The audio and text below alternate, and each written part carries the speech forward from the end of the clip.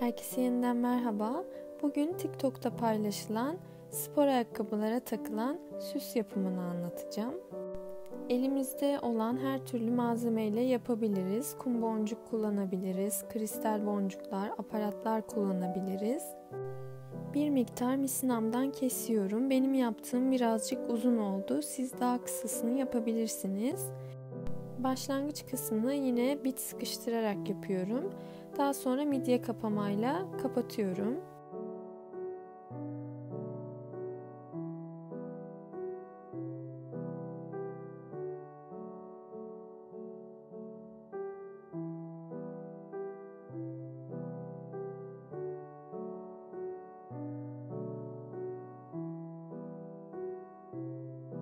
Bu şekilde bir kum boncuk, bir inci, bir kum boncuk ve bir çiçek koyarak devam ediyorum.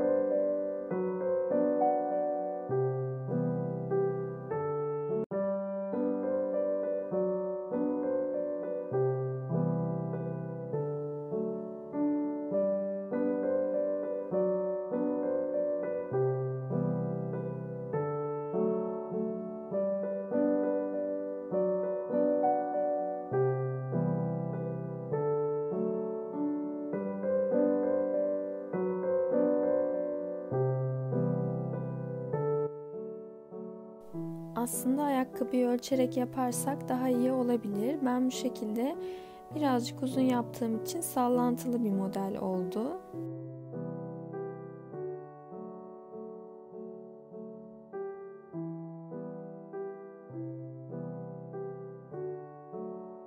Boncuklarımı dizdikten sonra kapatma kısmına geliyorum. Yine midye kapamamı ve biti yerleştiriyorum. Biti sıkıştırdıktan sonra midye kapamayı da üzerine kapatıyorum.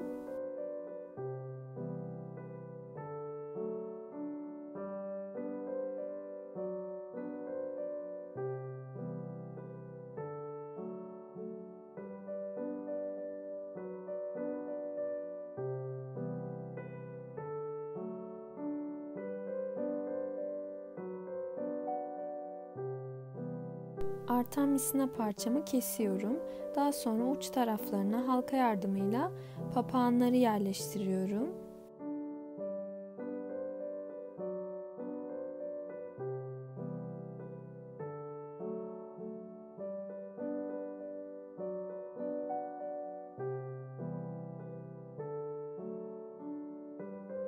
Ve bu şekilde tamamlıyorum.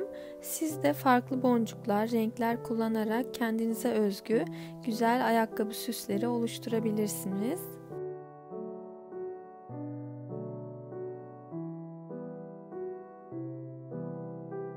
Bu şekilde bağcığa geçiriyorum. Birini üstten, diğerini de alt taraftaki bağcığa geçiriyorum.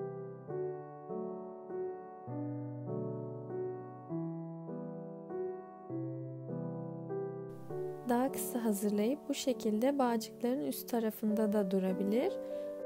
Gerçekten farklı bir hava kattı. Umarım siz de beğenmişsinizdir ve denersiniz.